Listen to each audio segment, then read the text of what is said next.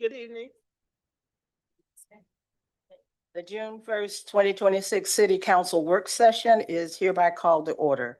Madam Clerk, roll call, please. Good evening, honorable mayors, council members, interim city manager, staff, Forest Park residents, and guests. This is the roll call for the City Council Work Session meeting, Monday, June 1st, 2026.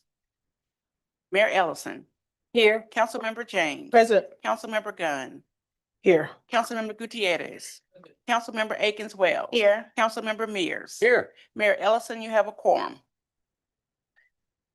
Yes. For tonight's agenda, is there anything the governing body would like to add or delete?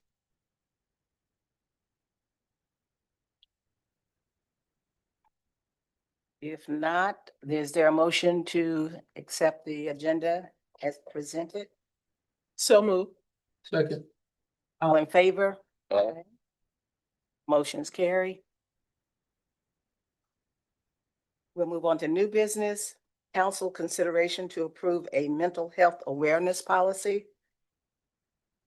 Mental health awareness policy is at no additional cost to the city, similar to the voluntary day policy. Good afternoon, everyone. I'm seeking support of a resolution for mental health awareness. It would be a policy for our employees for the city of Forest Park. And the month of May was Mental Health Awareness Month. And I do know and do believe that this is fitting and in alignment for our city employees in the season that we are in right now.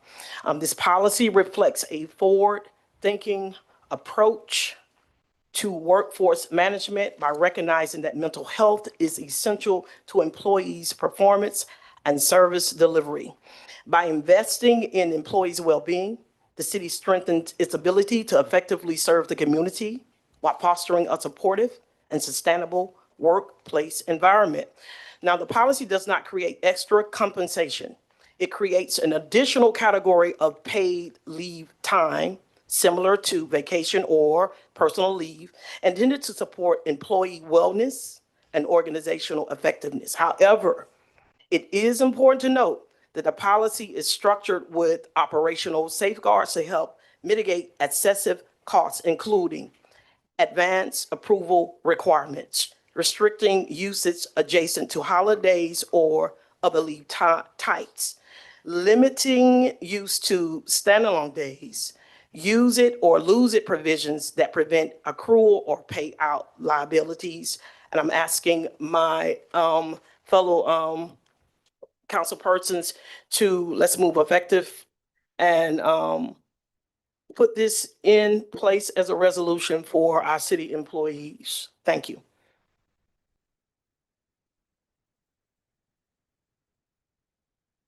I do have a question. Are they going to be using sick time or are they using it they have exhausted sick time?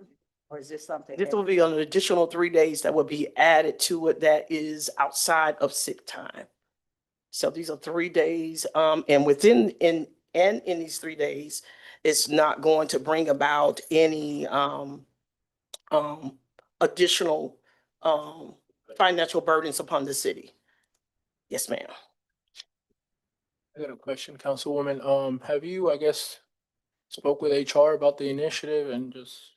All department heads from HR to our financial department have been addressed. They have went through all of the provisions and policies financially and according to any discrepancies that would be a hindrance. Everybody's good with it? Yes, it's legal and binding. And if this is implemented, we will be the first city to move forward with doing this. We're going to make history. We're going to have other people want to tap in and follow our policy. Thank you. Mhm.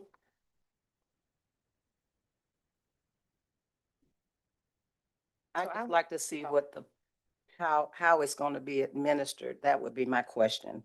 I know it's a well day. It's what we need is a well day. We all need those.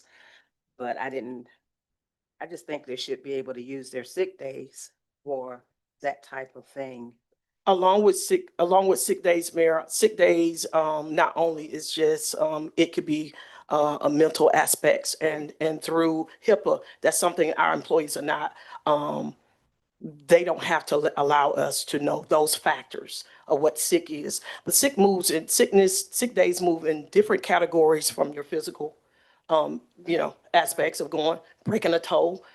But this aspects of sickness is something that cannot be seen. We can't put no depth or measure to it, but it is something, because I am a Georgia, Christian counselor. I just know it is something that we knew. Corporate, America is utilizing it. It's something very big that is moving, is going. It's not going to be a financial burden to this city. What it would do, allow these employees, the ones that we say we're here for, to have those 3 additional days to say, hey, I need to take in a mental health day. I can see it. I can see that. I still think it's a sick day because mental health is an illness as well, is a condition that we all need to address. But anyway, I just like to see how it's implemented. I think it should be part of sick time, and if they exhaust their sick time, then we can do like the volunteer day, use that time or add that time if we need to. So I'm sorry. So it has been looked at, from, HR. Mhm. It is not plausible to bring any kind of additional factors in. This is something for our employees, to utilize at their discretion. It's not something that you'll be able to build up time, going into after the calendar, year. This is, if we can give them a time to go and volunteer and be an assistant to other entities, I feel that we can give them 3 additional days to say, hey, I need this day. And let me tap out on this day. Let me go and talk to my counselor. Let me go to my spiritual counselor and see what this looks like for me today. And so, I think it's something that we do need in this city. It is something I have thought, about for many months. I've talked to other outside agencies and what this looks like. And so, and to bring it here to the city and have these department heads, from the financial director to, HR, to really check in and make sure that all the variables are in alignment, I think this is something that, can be done. If you can take a volunteer day, take a day to take care of you. And I think that's something that's very important for them. Oh, I Madam Mayor, definitely agree. I will Yes. also say that, thank you, Councilwoman Gunn, for bringing this to our attention. You had given us, this, to look at and peruse. And I will say that, because it's a 1 day that's used once a quarter, you know, sometimes you just need a day off and you need to, mentally get yourself together. So I think it's a great opportunity for our employees to, take that time. You know, a lot of times, I know you mentioned sick days, Madam Mayor, but a lot of times you just need a mental day. You're not necessarily sick, but I think this is a great opportunity, and I thank you for bringing this to, fruition, because we do have a huge issue with mental health in our society. And so I think this is a great initiative. So you have my support. Oh, absolutely. I was just attended the Behavioral Health Summit just last week. So, the statistics show that 1 in 5 people have some kind of mental condition. So Yeah. there's more than 5 of us up here, so we all need a mental health day. But, I understand. I mean, I agree with that. I just want to see how it's going to be implemented and how they take the time off, or is it once a quarter? They can just take them. They can use it, at their leisure, but when you have utilized those 3 days, that's it. You can't come in and we have, Martin Luther King Day, and then you call in and say, hey, I want a mental health. No. So this is actually outlined in the policy that was presented to us a couple weeks ago. It's outlined how it will be implemented. Questions? Yeah, I'm the same with you. Like, I like to see how it's gonna be implemented. I don't like to just come up here and just vote on anything. I like to know exactly what I'm voting for. I do agree our employees need mental days, because a lot of the stuff that's going on mentally is because of the decisions that we make. So I can agree with that for sure. But I also want to make sure that we are being consistent. Like if we're speaking on giving policy and days off for mental illnesses or, let's just make sure we're not putting them in a situation to have to take those days. But yeah, I agree with it. I just would like to see how it's implemented. Any other discussion? I agree that we need something for everybody to get a tune-up with every once in a while, and just as long as we get it administrated right and, everybody knows what's going on, it's a good idea. So I'll ask that we table it until everybody gets the same information or get the information on how it is to be implemented, or if y'all, It's in your note. It was sent out, and if you guys go back, oh, okay, yeah, I didn't see that. Yeah, it was sent out. Okay, well, I would like time to go over it. But whatever decision y'all make.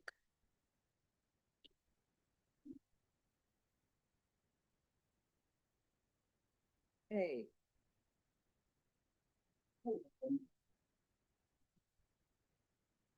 Question to it, like I see here that certain departments have different time allotted for these things.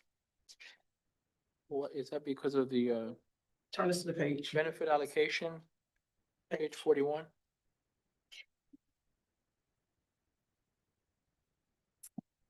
The workdays differ under the Fair Labor Standards Act depending on your type of position. So it's different for police, it's different for fire, and then it's the standard 8 for everyone else. So it's just those two positions that's why there's a differentiation there. So with fire and police being public, can you explain the difference? Cause that's almost double. That fire would be. So getting it's versus- based off of their shifts.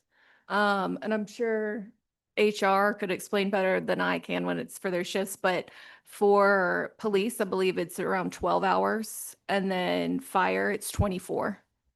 It's the whole day. Okay, thank you.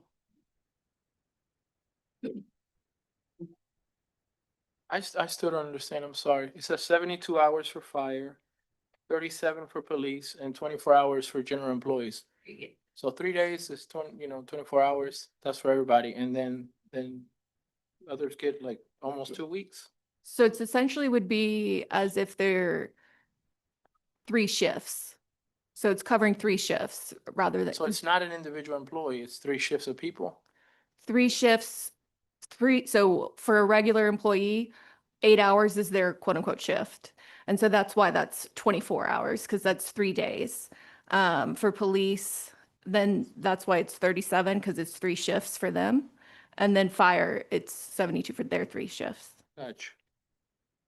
The shifts are just longer. Yeah.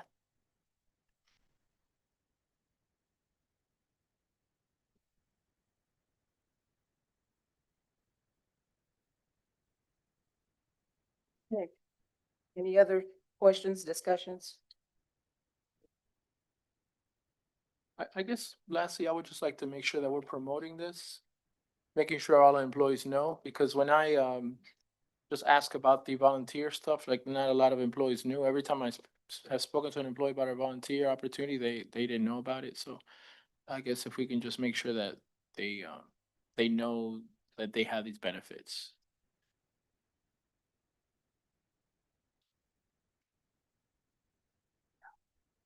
Next on the item, you're going to hear comments on the public hearing during the regular session. Did you want to give us some background before?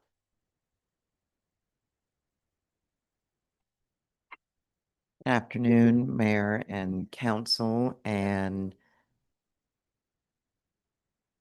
Pauline Warrior. Was trying to remember her title.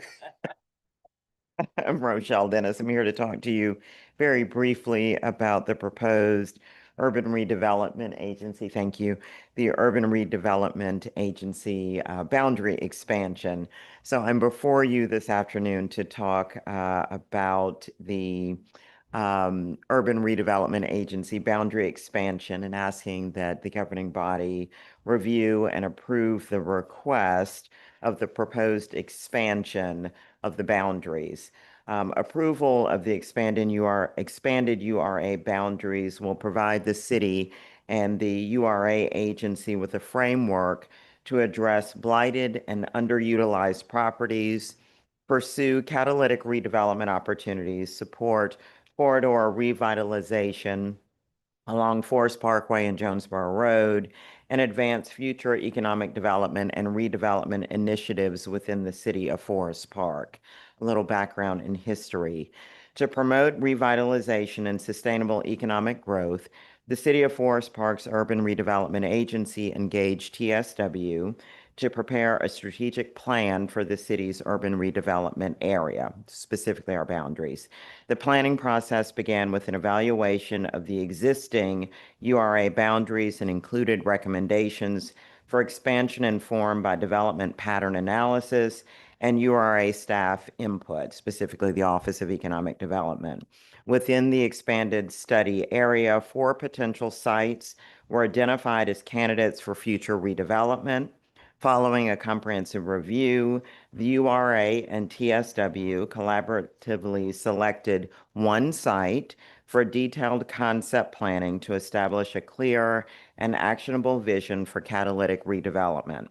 During the planning process, the consultant team, TSW, met with city staff in January of 2025 for an initial consultation to outline the project scope and schedule, which spans from January of 2025 through the end of 2025. Sources of data and information used in preparing this plan included Forest Park and Clayton County GIS data, Clayton County Board of Assessors records, field observations, input from URA members, as well as city staff. The existing URA boundaries in Forest Park is centered along Forest Parkway, extending from Old Dixie to Ash Street. It encompasses the downtown area between Forest Parkway and Main Street, Hill Street to the north, as well as the City Hall blocks and Star Park to the south. In total, the existing URA covers approximately 122 acres. To address blighted properties and support revitalization more effectively along the Jonesboro Road corridor, a major commercial spine within the city, the URA initiated an evaluation of potential potential boundary expansions. This process began with a windshield survey and mapping analysis to assess current development patterns and land uses along both Forest Parkway and Jonesboro Road. Blighted properties were identified by city staff and the consultant team and mapped within the context of these 2 primary corridors. The expanded area encompasses properties fronting Forest Parkway and Main Street from the city's western limits to Jonesboro Road and includes commercial parcels along Jonesboro Road extending north to the city limits. In total, the expanded URA area covers now approximately 512 acres. The map that you see on the screen, and I know it's a little hard to see, but the red area shows the expanded proposed expansion. The green is this current city limits, and the blue is the current boundaries of the URA. So you can see the full expansion, which would become the new boundaries that represents a significant change in the footprint of the URA boundaries if approved, that allows for a significant opportunity to address blight, which is a significant footprint, if you will, of what the URA is charged with doing, and being able to move forward with some major movement in catalytic redevelopment in the city. Are there any questions? What are, within those boundaries, I guess, what are some examples of blight that has been addressed already? Nothing right now because their boundaries don't Within the blue, have not. blue ones? Within the one they have? Well, right now their boundaries are Gillum. Gillum, and then, if I may, so with the blue area, so there previously were bonds issued for the city center, so, and for Star Park. So that is, those funds are still allocated for that. And so that would be the remediation of blight within those Correct. areas. So y'all expanded that back, I believe it was 2021. And the grapevine probably, right? And That's- Grapevine. And the grapevine's And part of that, Grapevine. yes. And what are like some of the initiatives they have in mind already? If any? Can I say? So there's various different like catalytic sites where it might just be at an empty parking lot or a plaza. I know that there was previously things presented about that, the plaza project, for instance. And so it includes several of those areas.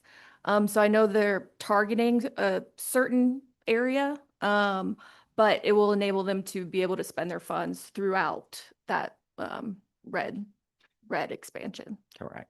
Is that why I guess it goes off sometimes out of Jonesboro Road a little bit? Within the. For the boundary? plaza, yes, it's just, it's, Making the whole plaza in there. Okay. right, so it's not cutting off any particular parcel in half, it's, Thank you. Yeah. It's exciting.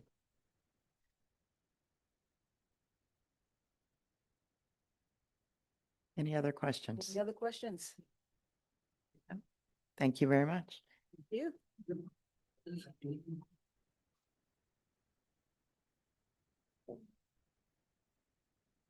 First reading of the FY 26-27 operating budget and capital improvement plan. Finance? Good evening, Mayor, Hey, Council, Good evening. Ms. Pauline. Finance is coming before council today to propose the FY 26-27 budget. This is the first hearing of two. The proposed funded dollars amount of the FY 26-27 budget is $46,439,729. The budget allocates resources across various priorities and programs. These allocations are made with the intent to enhance public safety, improve infrastructure, promote economic development, and provide essential services. From maintaining our parks and recreational facilities to supporting educational programs and ensuring the upkeep of our streets and utilities. The budget is designed to meet the diverse needs of our community. The second hearing with the adoption of the budget will be on June 15th. What we're doing today, this is basically the same budget that was received in the retreat. So I think basically just waiting on for council, mayor and council to go through and through the first hearing, and then we go to the second hearing. Any questions? Thank you. Oh, I also want to mention, this Wednesday, myself, finance, and, directors and city clerk will be, hosting a town hall here. I think it's at 7. So we'll have the budget up and we'll be able to take questions from the, community, as well as, I'll go through a little presentation, like I did at the retreat, and just show all the citizens what we're trying to provide as far as the budget. Thank you for that, Mhm. Mr. Wiggins. I love the transparency.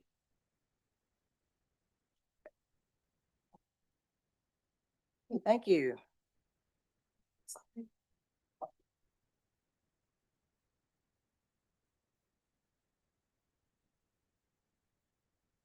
Right, we are done with the work session agenda. Is there a motion to recess the work session and enter into executive session? So We have to say The- before. for the purpose of personnel, litigation, real estate, or cybersecurity. So move. I'll second. All in favor? Aye.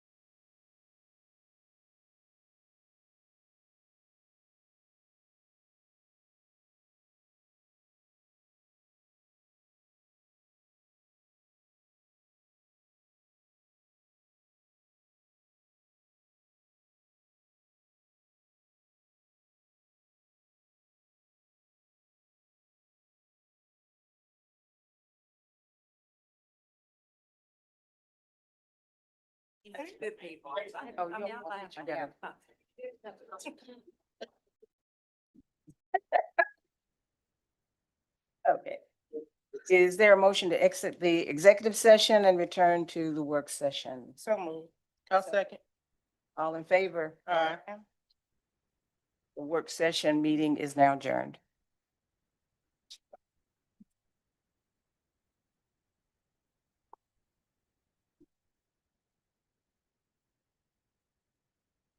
The June 1st, 2026 City Council regular session is hereby called to order.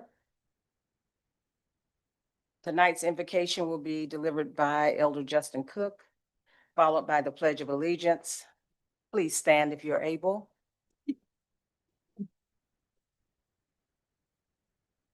Amen. Let us pray. Heavenly Father, we just come before you first and foremost to say thank you. God, we thank you for giving us another day on this earth, Father, another opportunity to make things right in your sight, Father. Even, God, to be a part of this city, Father, and discuss the business that's on the agenda tonight. Father, we thank you, Lord, for every leader that you place in authority over this city during this time. And we just ask right now that you fill them with your wisdom and your peace, God, as they make the decisions according to what's on this agenda tonight, Father.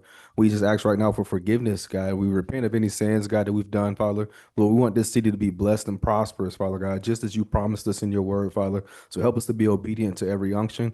Father, help us to continue to do those things that bring glory to your name. And I just thank you, Lord, for keeping us until we're able to connect again. In Jesus' name, amen.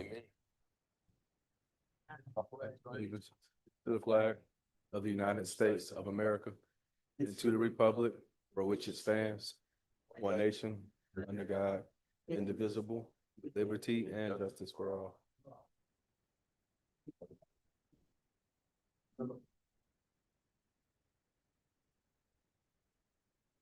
Madam Clerk, roll call, please. Good evening, Honorable Mayor, council members, interim city manager, Ms. Warrior, staff, Forest Park residents, and guests. This is the roll call for the City Council City Council regular session meeting, Monday, June 1st, 2026.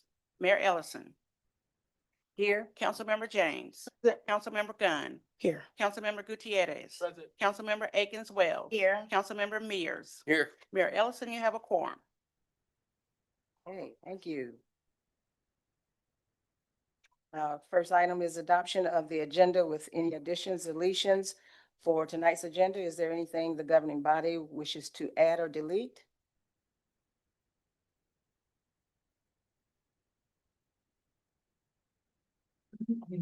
If no additions or deletions, we will adopt the agenda as approved. Is there a motion? So move. Second. All in favor? Aye. The motion passes. The next item is approval of the minutes.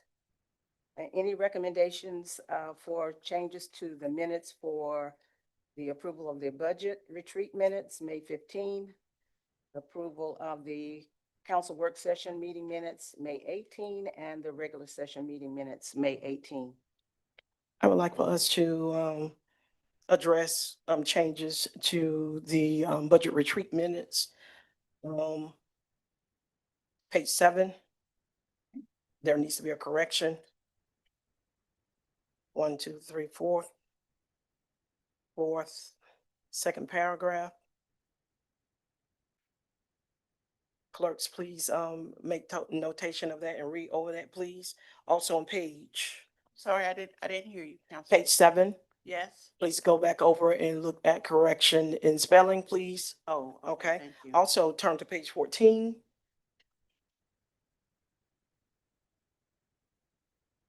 Page 14, first paragraph, please make correction to person who was speaking. Is that so noted? Yes. Thank you. Any other changes?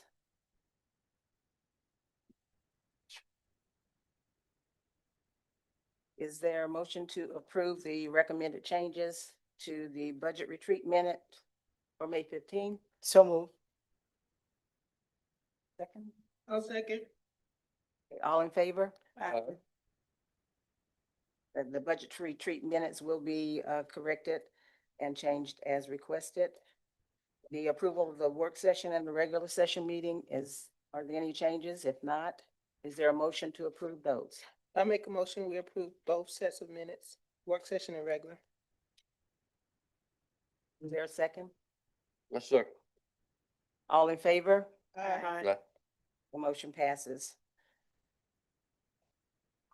Our next item is ceremonial for the proclamations for Ward 4. So I want to first see if the residents are here for the beautification award for Ward 4. Oh, okay, so absolutely.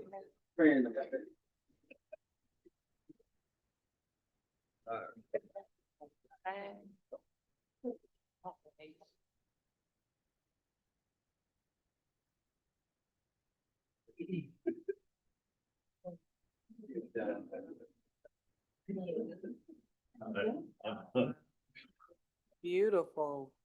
Okay, so I think it's been like 5 or 6 years that I started the Keep Ward 4 Beautiful program. And it is to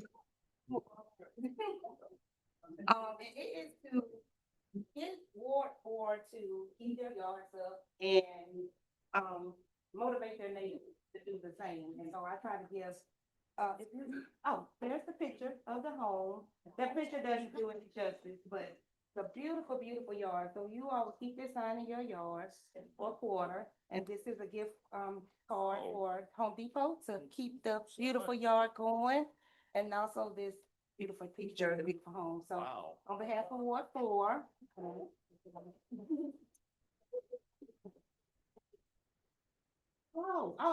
So this is our ritual. So the previous yard of the quarter for Ward 4, I'm gonna use this to him and pass it out because this is just something that I love in our community. We all want a beautiful community, and so your neighbors keeping up their yards, I want to make sure that you're rewarded for that because you don't have to, and a lot of people don't. So thank you so much, Ms. Benson, and thank you so much, and hopefully this will motivate other neighbors too. Thank you all.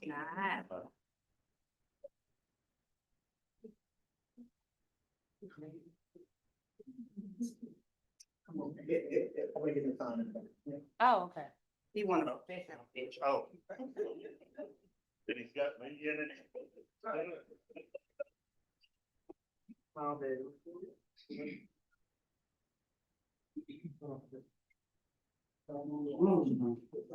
I didn't want the mayor's head just popping. Got it. Thank you. Thank you so much. Absolutely. Thank you.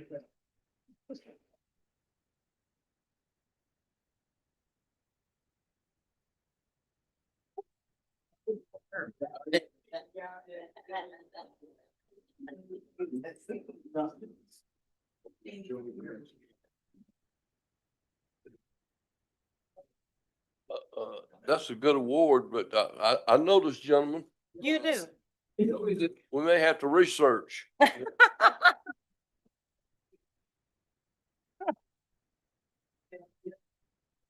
Oh, go back down.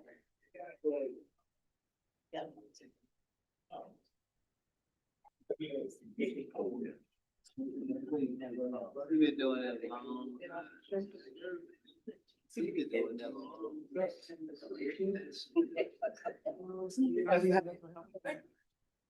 See, now you're in trouble.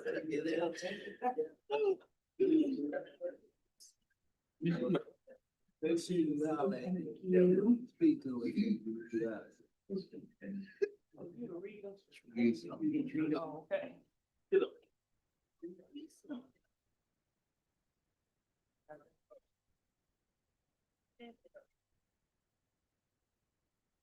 Oh, thank you.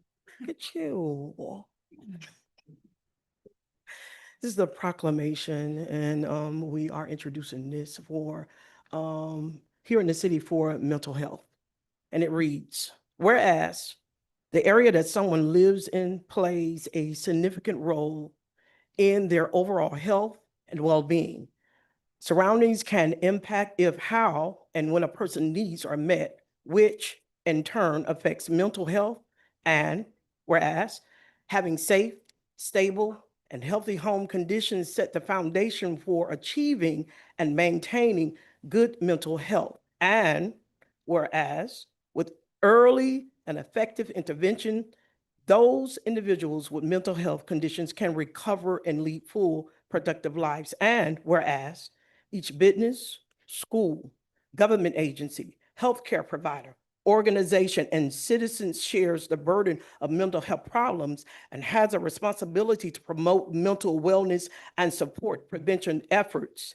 Now, therefore, be it proclaimed, the Forest Park governing body hereby proclaim May 2026 as Mental Health Awareness Month, and we all call upon the citizens, government agencies, public and private institutions, businesses, schools in Forest Park to recommit our community to increasing awareness and understanding of mental health and steps for our citizens to protect their mental health and the need for appropriate and accessible service for all people with mental health conditions. In witness whereof, we have hereunto set our hands on this day of June the 1st, 2026, and have caused the official seal of the great city of Forest Park to be affixed hereto. You guys? This is our proclamation.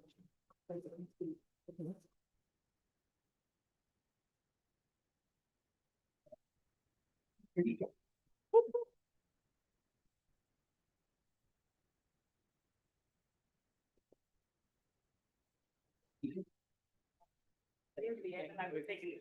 Right.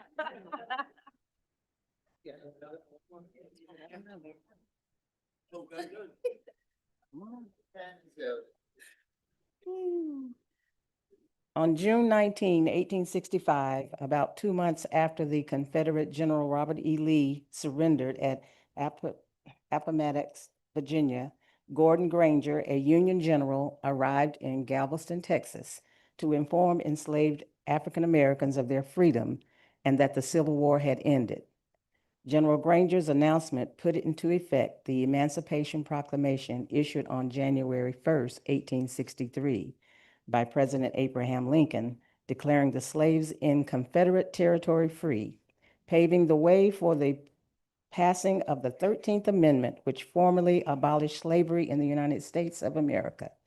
And whereas word about the signing of the Emancipation Proclamation was delayed 2.5 years to June 19, 1865, in reaching authorities and African Americans in the South and Southwestern United States, and whereas the last enslaved African Americans in Texas were pronounced free people, and that momentous date, June 19, 1865, has been proclaimed as Juneteenth Independence Day, Freedom Day, and Emancipation Day. And whereas June 19th has a special meaning to African Americans and is called Juneteenth, combining the word June and 19th, and has been celebrated by the African American community for over 150 years. And whereas on June 19th each year, we celebrate and honor the African American heritage, history, freedom, and culture with events and ceremonies that reflect the power of community, family, art, and traditions. Now therefore, be it proclaimed, the Forest Park governing body do hereby proclaim June 19, 2026 as Juneteenth Day in the great city of Forest Park.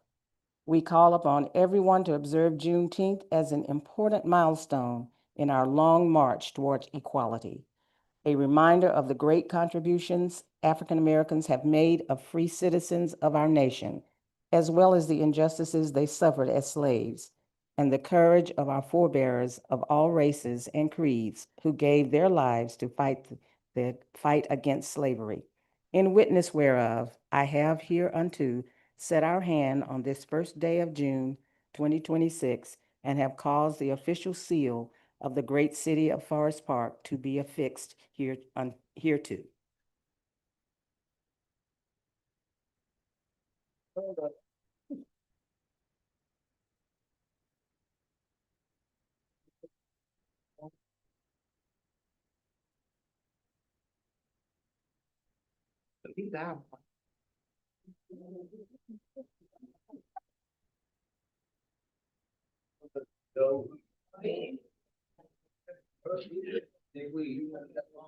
Yeah.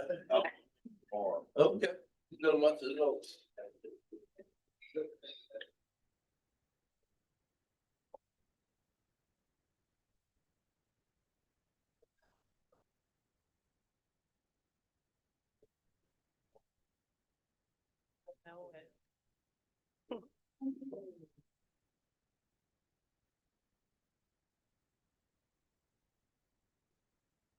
Okay, now we will have the city clerk's report. Good evening. Thank you, Madam Mayor. As a reminder, voters will head to the polls for the primary runoff election. There are several state races on the ballot, along with Clayton County Commission District 1 and Clayton County School Board District 8. Early advance voting will take place June 8th through June 12th, Monday through Friday, from 8 a.m. to 7 p.m. There's no Saturday or Sunday voting. Locations have been reduced to the elections office in Jonesboro, the Carl Rodinger Recreation Center in Rex, Forest Park Recreation Center here in Forest Park, the Lake Spivey Recreation Center in Jonesboro, the Morrow City Hall, and South Clayton Recreation Center in Hampton, and Virginia Gray Recreation Center in Riverdale. If you have any questions about voting, please visit my voter page at secretaryofstategA.gov for your location to go on Election Day, June 16th. You will not be able to vote at any of these other locations unless that is your normal polling location. Tonight was the first reading of the FY 2026 operating budget. Again, as Director Wiggins noted, the second final reading will take place on Monday, June 15th. And there's also a community budget town hall on Wednesday, June 3rd, here at Council Chambers at 7 o'clock. Please visit the city's Facebook page, website, and other social media outlets to see any upcoming events, meetings, and other information regarding the city of Forest Park. Thank you, Mayor. Thank you. We will have now the city manager's report by Ms. Pauline Warrior. Thank you, Mayor Ellison. Mayor and members of council, I'm pleased to present the city manager's report for this evening. While Chief Clemens is away, the work of the city continues without pause, and tonight's report is designed to give you a high-level view of our current momentum. First, I'd like to ask you to join me in welcoming the newest members of the city's workforce. We are pleased to introduce members of the Planning and Community Development team and the Public Works team to be facilitated by the respective leaders of those departments.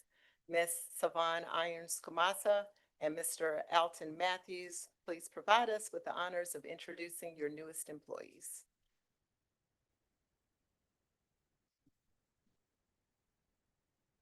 Good evening, Mayor, Okay. City Council, Ms. Pauline Warrior. It's my pleasure to introduce the new Deputy Public Works Director for the City of Forest Park to the governing body and to the residents of Forest Park, Mr. Marvin Hines.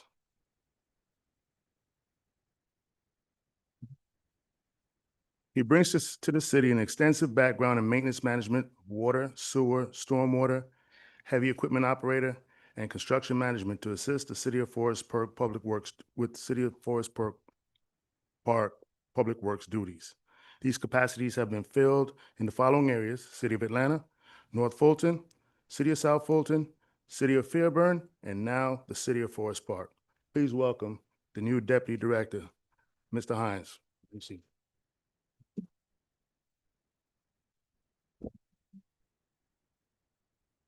Good evening, Mayor, City Council, Chief of Staff, Ms. Pauline. I would like to introduce to you our new Planner One, Ryan Sadler, from the Planning and Community Development Department. Ryan brings over 5.5 years of planning experience, stemming from transportation planning, working with local municipalities in county government. So we are pleased to welcome Ryan. I know she did want to say a few words as well, but so I will let her come to greet you all as well. Thank you, Interim Director Savon. Good evening, Mayor and Council. Again, my name is Ryan Sadler, and I'm honored to serve as your city planner. I'm excited to join this community and looking forward to working with the elected officials, staff, and business owners of Forest Park. I look forward to learning the community's priorities, understanding its challenges, and opportunities, and engaging with the residents and business owners throughout the planning process. Together, we can work towards solutions, balancing growth, sustainability, and quality of life. Thank you again for the warm welcome. I'm enjoying my time here so far, and thank you for the opportunity. Thank you. Thank you. Thank you, and welcome again to Ms. Sadler and Mr. Hines. We certainly look forward to the lasting contributions that you will make to the city as an enterprise. And then, of course, I'd also like to update you on the continuous search for the city manager. The Sumter Local Government Consulting Firm was retained back in December last year to conduct the national search, and following the recruitment launch in early March of this year and the presentation of candidates for review in April, the semifinalist candidates chosen by the governing body will be interviewed on this Friday, June 5th. The next steps include the final selection and the appointment, which will likely be determined in the weeks ahead. Any questions there? My thanks to our department heads and the leadership team, and to the governing body for your ongoing support of the city's operations. Unless there are any additional questions, the report is concluded. Thank you. Thank you. Okay, we will move on now to public comments. Madam Clerk, please read the rules of procedures and decorum.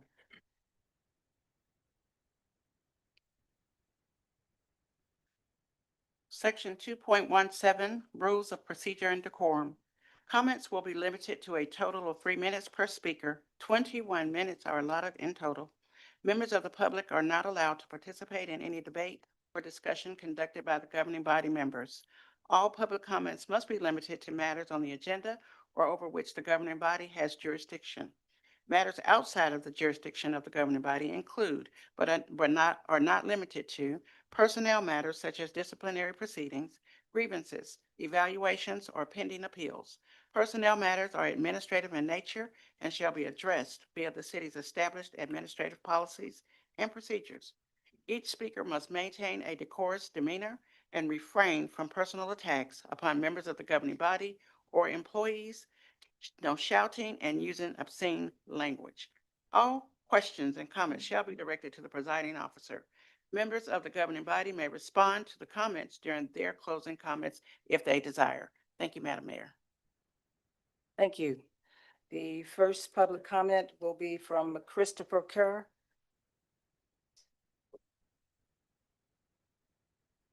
Good evening.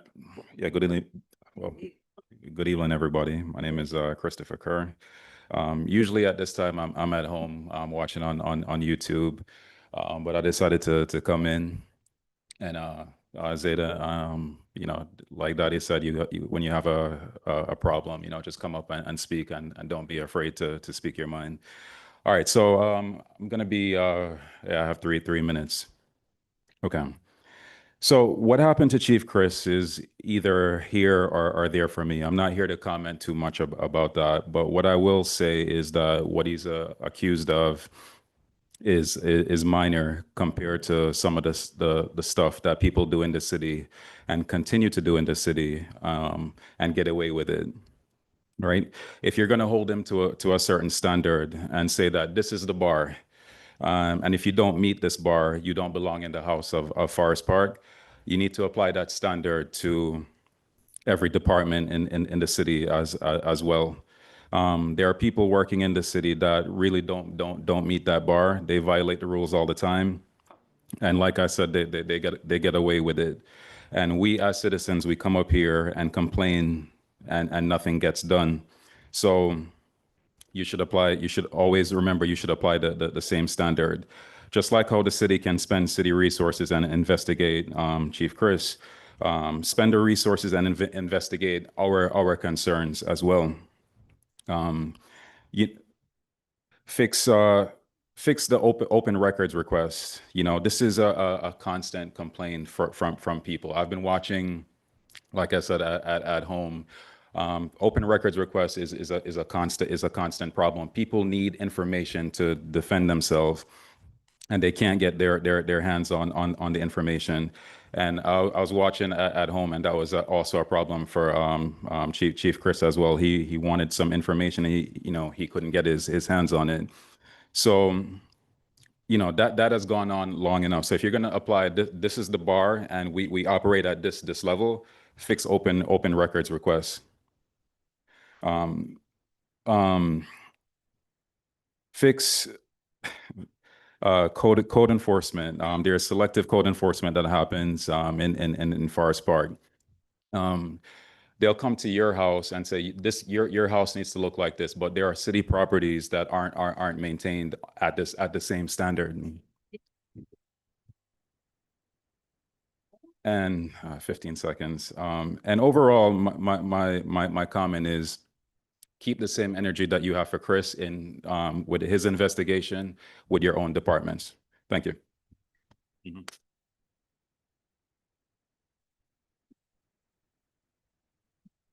Thank you for coming in.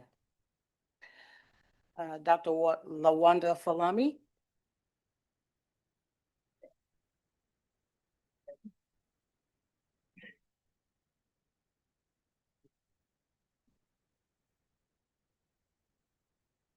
Good evening, Madam Chair, governing body.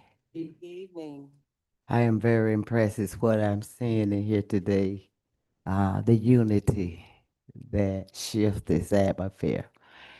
This city has been going through a lot of trials and tribulation. I'm here to tell you all, my governor, elected official, it's time to put it aside and get back the community business, as well as you get by the municipality business. I'm in totally agreement with the young man who just came up and said what he said. Whatever you have for one, you also have for another. I watched this for over 35 years. And I think what I have seen that many of my elected officials does not know what the change of command is in the municipality. And what that look like for a prime example, as I see Ms. Warner sitting in the city manager position, instead of us going out to, as other department heads, to come sit, she's a chief staff, seeing as if she should be sitting there anyway. And Ms. Warner, I want to say you look good sitting there. And to all our department heads, I am so sorry for your going through and going out. But the best part I can say for you, it only make you bigger, better, and stronger.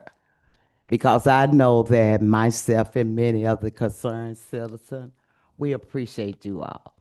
Many of our staff are college graduates. They got masters, they got PhD, they got come see me degrees. But they are qualified. And I like to see them execute what their mother and father had planted seed for them. I'm going to always encourage them to keep their head up, to run a race, don't faint. Call us if you need us, because we have a great staff right here in the city of Forest Park. If you all had been here when me and Council Meal and my neighbor here who just got an award was here, you could really appreciate the seat that you have before you today. That's the best I can say on that. You just did a proclamation for Juneteenth. I wonder, do you really know what it feels like to be free? I wonder, do you really know what it feels like when the concerned citizen come to you with comments and want to answer, never get it? For example, I'm running out of time. Peace and love, I leave you. Good evening. Thank you. Thank you, thank you. Ms. Lois Wright.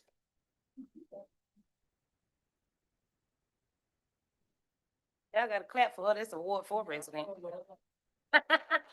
Stop. Good evening, Mayor and Council. Good evening. I too just want to echo what the young man and Balami has said, because Chief Chris, you have been a blessing, you have been an honor for this city. And look, I had to send that little video to my mother. And she called me back. She said, my God, but I know that the right thing is coming down the pipe, and I pray that you all just come on one accord, because he deserved to have his job back. He deserved to have his job. He never should have lost it. Now, the residents of the city of Forest Park, all of us is representing one of you guys up there.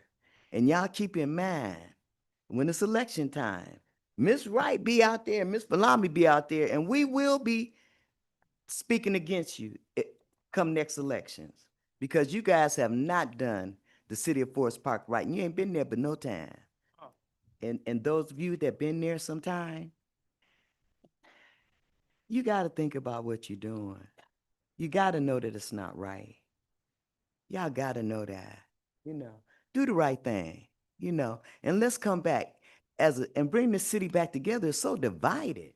Bring it back together, and let's put people back in place that's supposed to be in place, and let's keep our personal stuff at home. And when y'all in that diocese, it's all about business, Forest Park business, not no personal business. So y'all need to leave that alone, because we looking, we waiting, and we watching, So I'm looking for y'all to make a change, because what y'all done has just been horrifying. Oh, and by the way, my mother live in Detroit. Okay. I mean, that's how just applauded. It was just crazy. Come on, y'all. Everybody around the city, people from my church that got this information, they were shocked. They were shocked that this is going on. And everybody loved Chief Chris. Everybody, residents, like he said, teens, seniors, and all the residents. I tell you, the only thing that I didn't like when he came was them blue lights. But look here, it was a crime deterrent. So I got used to it, and now I look for them blue lights, especially when I see something going on, So I appreciate what you done, Chief Chris, and what you brought to the city. And I hope that we see you back next week or tomorrow. All right.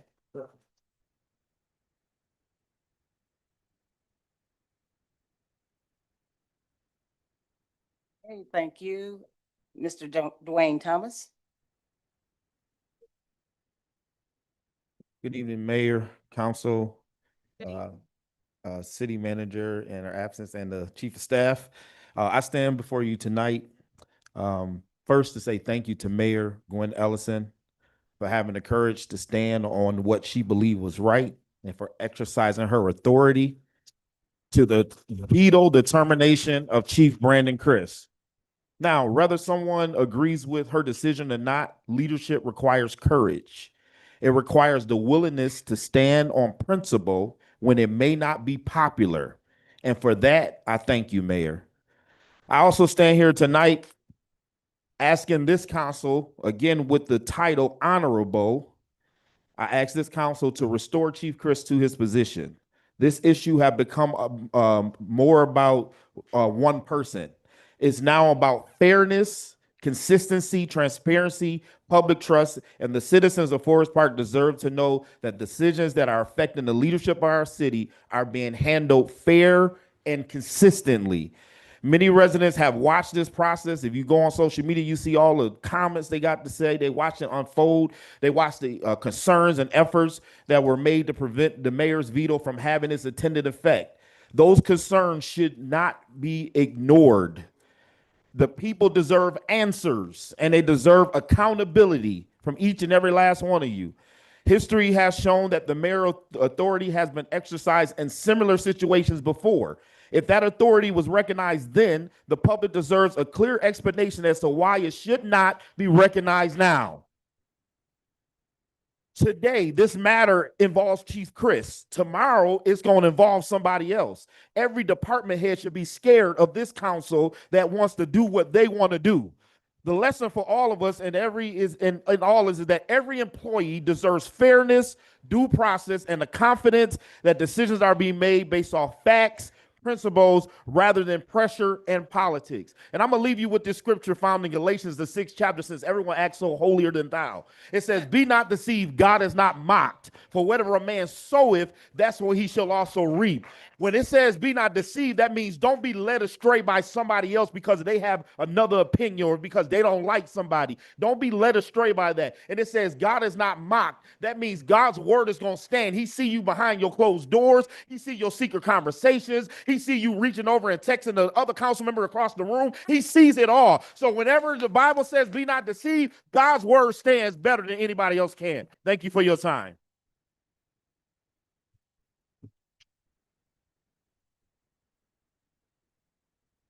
Amen.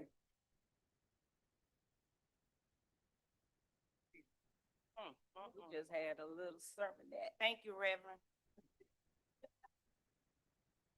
Okay. Our next public comment is from Mr. Carl Evans.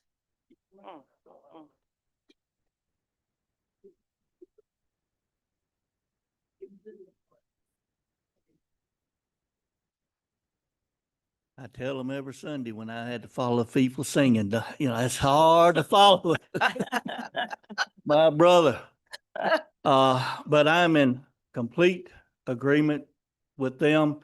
I'm coming in on behalf of dozens of people that sat right here and heard the injustice that went on, that so-called meeting we had.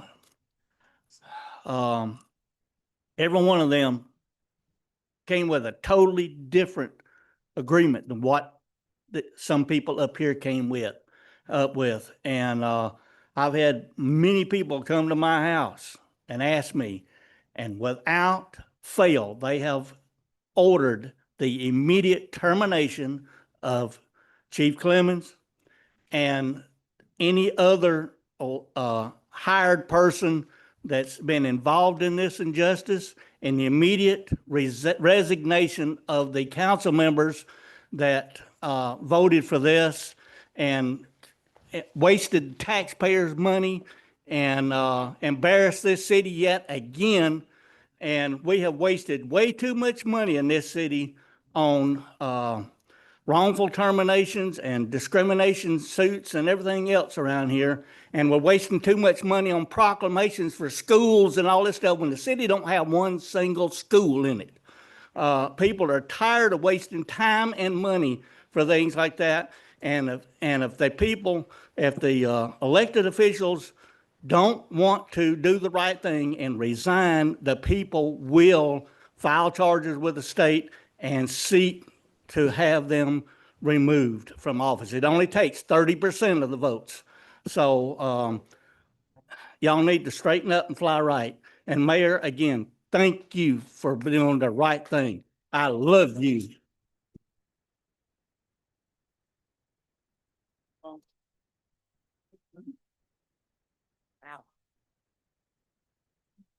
Thank you for your comments this evening. We appreciate it. Mayor. Was that the final? public That's the comment? final. I would like to respond if you don't mind, Mayor.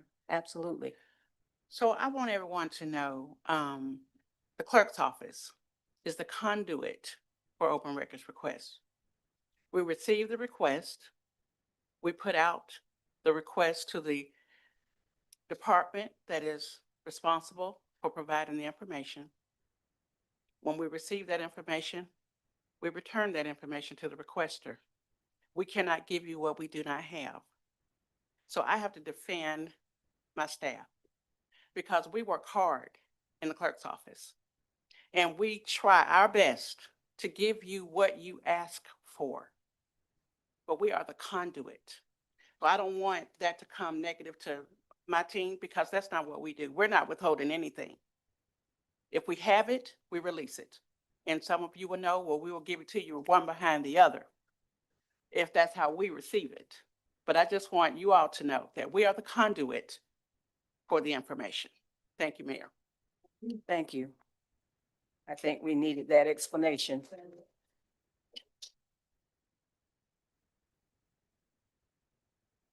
Okay, we'll move on to old business. Yes, that's me.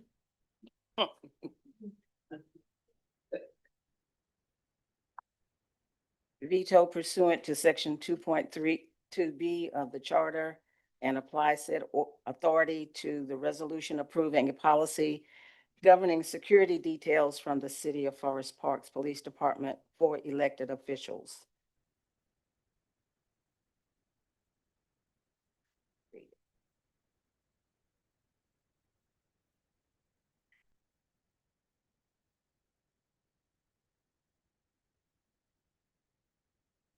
Do I have to read the entire thing?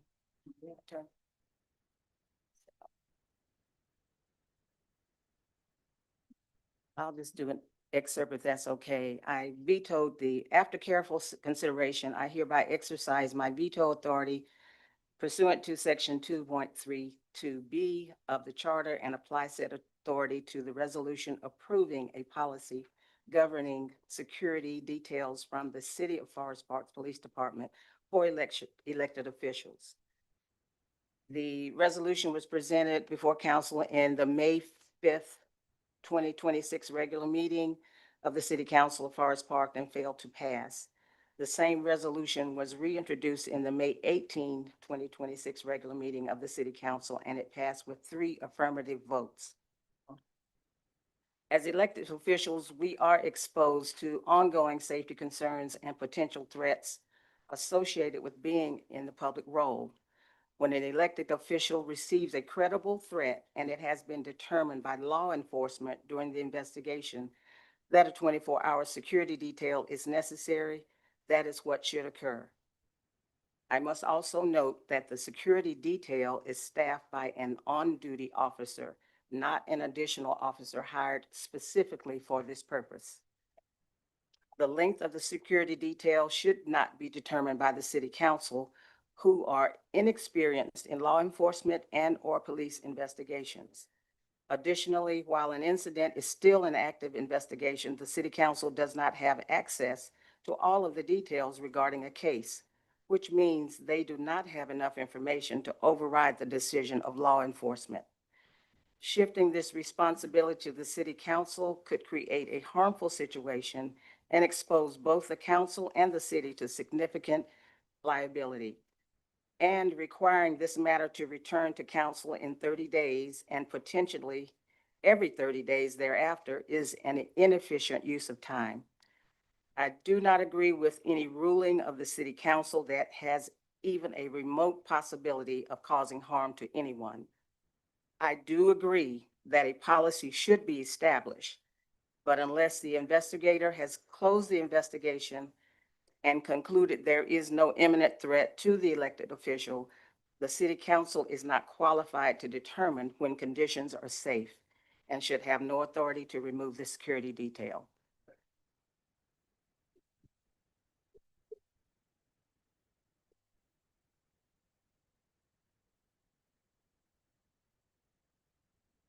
The second item.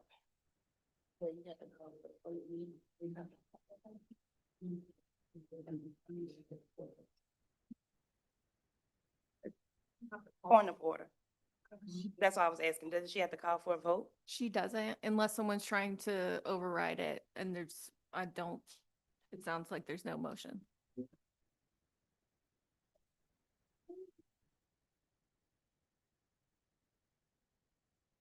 Okay.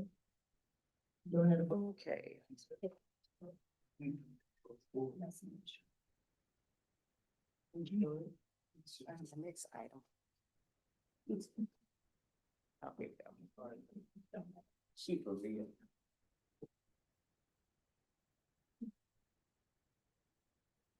Here.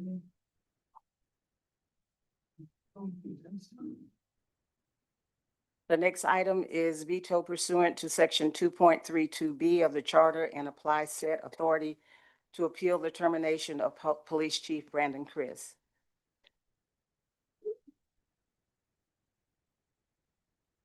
I am in full support of Chief Brandon Criss being reinstated as police chief of the City of Forest Park. Unfortunately, the City of Forest Park has established a reputation for terminating their chiefs.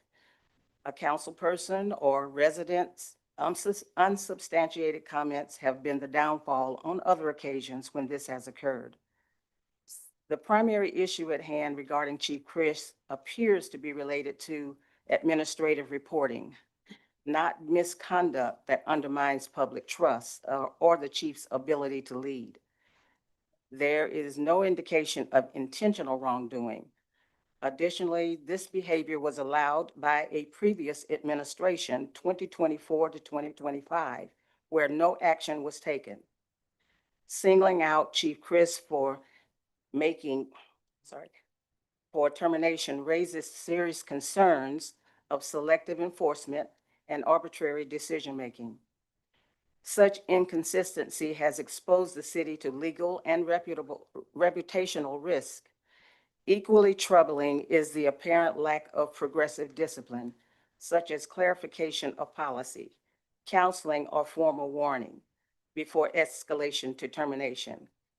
Skipping those steps constitutes a failure of fair practice. Although investigation was conducted, it was riddled with inconsistencies and inaccurate information. Chief Chris has demonstrated a great record of service and leadership. Removing him over a correctable administrative matter risks unnecessary disruption to the department and the community it serves. There was no evidence that he was trying to conceal time off. He was still reachable or handling duties while technically off. Even though the reporting error occurred, is termination a reasonable response given his overall performance? My answer is no. This issue doesn't rise to the level of removal. Removal was premature and unjustified. At most, the allegation concerns an administrative discrepancy in leave reporting. There were no findings nor any credible allegation of fraud or intentional deception. The timing and manner of this action also warrant scrutiny. An interim city manager's authority, while sufficient for day-to-day operations, does not extend to making irreversible personnel decisions without clear and compelling cause. Proceeding under these circumstances invites scrutiny as to motive, process, and overreach. Removing Chief Chris under these circumstances risks being viewed as biased, politically influenced, and outside the bounds of prudent governance.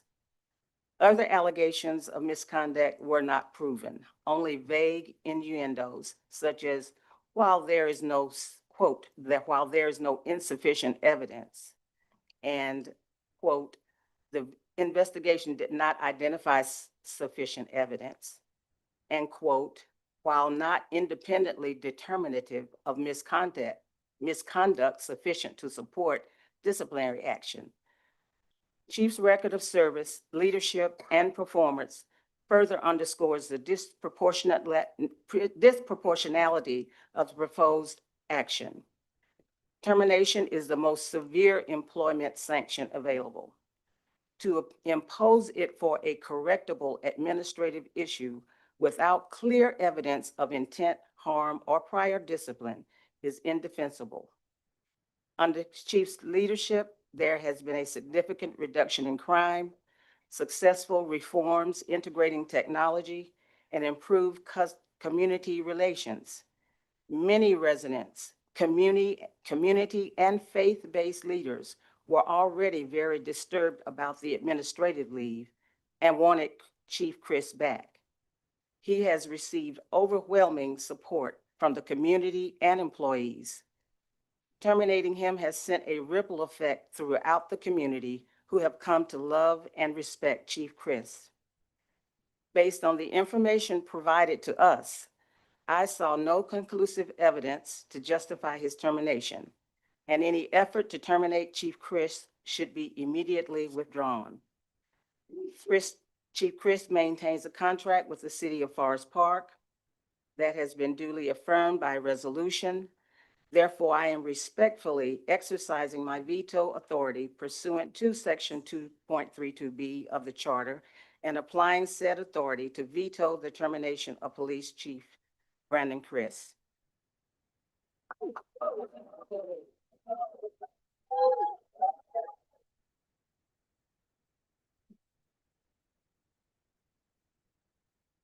And that concludes my veto, except for one statement, the veto of Chief Horton in 2021, termination by the former mayor clearly established precedent for this action.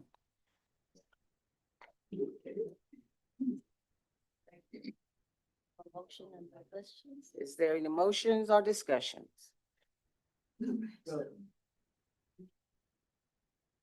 I'll make a motion so that we can get a second and have a discussion. So I'll make a motion that we reinstate Chief Chris as our chief of police. Like it. All in favor? Any discussion? Any discussion? Yes. Thank you, Mayor, for that. I too like to add, this is not a part of my notes. But what Reverend Dwayne Thomas said. Cause he preached just then, he preached. We need to be consistent. And again, no disrespect to you, Attorney Metricardi, but an opinion of an attorney is just an opinion, right? And so our charter is there for a reason, and everybody can interpret that charter how they want to interpret it. But when the president has been set, then that's what we go by. And so I'm gonna read my little notes that I put down. This issue comes down to one thing: charter definition of a resolution. Certainly, if the city had intended to divest the mayor of such veto power, it would have done so by virtue of formally amending the charter to speak directly to the veto issue, but this action was never taken. Hence, it would be logical to infer, based upon the lack of action taken, the intent was to continue to vest this authority within the mayor's discretion. Number one, the Horton president. In 2021, City Council voted to reinstate Chief Don Horton. Then Mayor Angeline Butler vetoed that action. The legality of that veto was reviewed by then City Attorney Mike Williams, who concluded that the mayor possessed the authority to do so. The charter has not been changed since that time.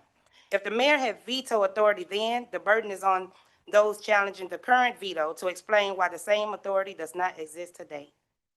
The charter defines a resolution broadly. Section 2.32, Section E of the charter states, for the purpose of this charter, a resolution shall be defined as a formal expression, opinion, will, or intent of the governing body. The key words are formal expression and intent. Pay attention. The charter does not limit a resolution to a specific type of action. It broadly defines a resolution as the governing body's formal expression of its will or intent. Council's vote was a formal expression of its intent. When council voted to reinstate Chief Horton, the vote was a formal expression of council's intent. When council voted to terminate Chief Chris and terminate his professional service agreement, that vote was also a formal expression of council's intent. Both actions fit squarely within the charter's definition of a resolution. The mayor has authority to veto resolutions. Section 2.32, Section B grants the mayor authority to veto ordinances and resolutions. If council's action was a formal expression of its intent, by the charter's own definition, it was a resolution. If it was a resolution, then the mayor possessed the authority to veto it. The analysis is that simple. The professional service agreement makes the argument stronger. Chief Chris was employed pursuant to a professional service agreement that was approved through a majority vote of this governing body. Council's vote was not simply a personnel decision. It was a matter of formal expression of the council's intent to terminate a contractual relationship previously approved by the city. That makes the action even more clearly a resolution under the charter because it reflects the formal will and intent of the governing body. No court has invalidated this veto. Number 6, if there was a certainty that the mayor lacked authority, the matter could have been promptly presented to the appropriate court for resolution. To date, no court has ruled that the veto was invalid. Until such a ruling exists, the city should apply the charter consistently and recognize the same veto authority that was recognized in the Chief Horton matter. In closing, the issue is not about whether someone supports or opposes Chief Chris. It's about whether the city will apply its charter consistently. The charter defines a resolution as a formal expression of opinion, will, or intent of the governing body.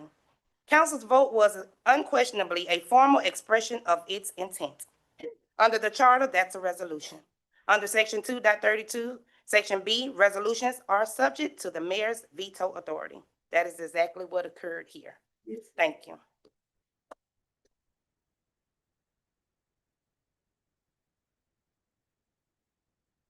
And so, according to our charter, if there are not 4 votes to overturn the termination of Chief Chris, then y'all gotta take it to court. And so I ask again that the mayor call for the vote on the reinstatement of Chief Chris as our chief of police. The override of the veto. That's what the motion will be. Mayor, so there's a motion on the floor, so if you want to rescind your motion, because I'll rescind my motion to override the mayor's veto of our chief of police, Chief Chris. That's the motion. That's the new motion. Sorry, repeat that. You have a, No, we gotta vote on it. You gotta make a motion in order to vote on it, right? so there was, wait, let me make sure I understand. There has not been, If they want to override it, they have to have 4 votes. Therefore, a motion has to be placed on the floor. and there's not been a motion. But we do have a motion to reinstate Chief Chris, seconded by Councilmember Gutierrez. That's what's on the floor. right. Okay, Correct. I understand that motion. Go ahead. All in favor? All in favor? All opposed?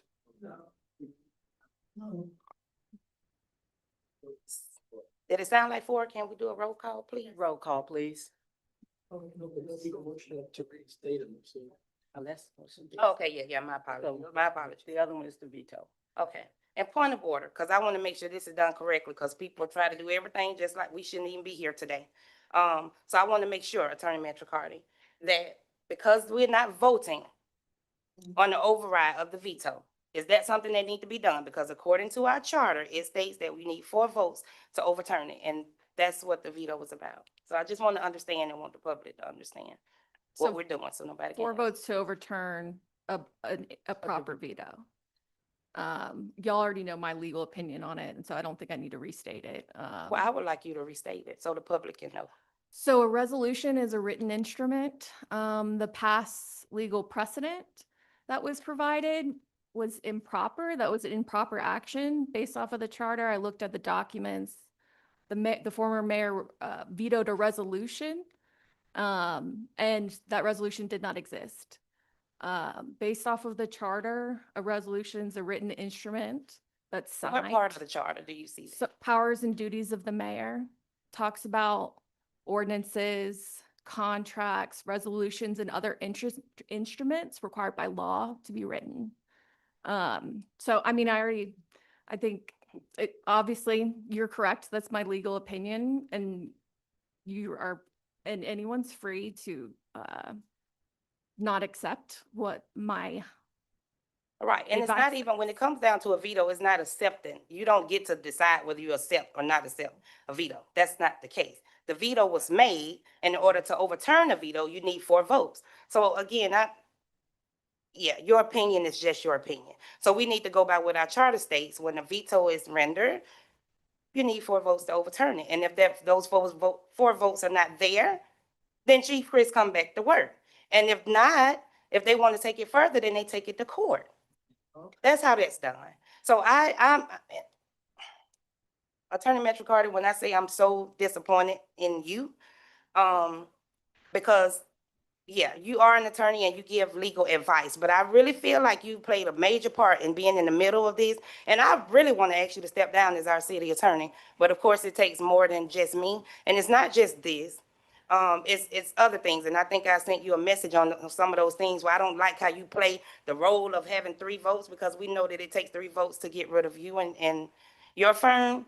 I don't like that, and I don't like the fact that you're not consistent, and I don't like the fact that you are too much involved in the decision making that this governing body should make. And you can smile and smirk and do whatever you want to do. It's my opinion. Of course, you're entitled to your opinion. I obviously have to disagree. you're gonna like some things I have to say and you're gonna dislike some things Okay, I we have can to move on. say. But I would like again, to, the veto has to be I would like the overwritten. opportunity, Mayor, to address It has my to be legal overwritten, services. or we can take it to court. Point of order, Next Madam steps. Mayor. Will we please allow our attorney to speak, please? You can finish. Thank you. Mhm. So there's certain things you're gonna let, and this is one thing, you know, when I was being interviewed for this position. There's some things you're gonna like that I say, there's some things you're gonna dislike, but it's gonna be consistent with the law. And that's exactly what I've done. That's exactly why this legal opinion I provided was not just me. It is my entire firm behind me. Of course. Of course it is. And it's also why the president of GMA agreed with the analysis. So it's just, you know, of course, it's unfortunate, but No, that's it's my not legal, unfortunate. it's Not unfortunate. it's my opinion and you're Exactly. free It's to not accept it legal. or You not. said the veto was illegal. You It is can't state that it's illegal. Who determined it? Did a judge determine that it was illegal? You can't determine whether a I- veto is illegal. I interpret the charter and that was my interpretation. Okay, let's move forward. So are we calling for the vote, 4 votes or no? Yes. Need a motion. A motion to overturn the mayor's veto to reinstate Chief Chris. Need a second for that motion. I second. So And all- Madam Clerk, would you do roll call, please, for the vote? Councilmember James, No comment. is that an abstention? Yes. Councilmember Gunn, I stand on what our paid attorney has stated according to GMA policies and according to the charter. This is a vote. No.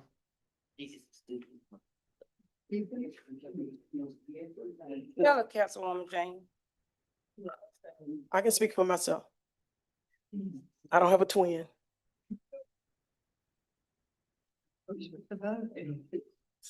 I'm sorry, Gotta Councilmember hear you. Gunn, No, Councilmember Gutierrez, No. No to the veto, so. Yes to the veto. Oh, okay. Make sure they the mayor told you understand. to do? The mayor told you to say what? Oh, No, they just wanted to clarify the question, the motion. oh, okay. And it is no to overturn the mayor's veto, right? yes, the motion by Councilmember Gutierrez was to, Recuse. I'm sorry.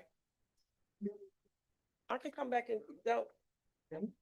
Can you advise me legal, can I get some legal advice So from the were lawyer? you clear on the question before you? No, she wasn't. I don't have the right to hear, have with this right here, I don't have the right. It's a clarification of the motion, I think it was Thank you. misunderstanding of the motion. Thank you, Mayor Ellison. Thank you, Mayor Ellison. I'm just.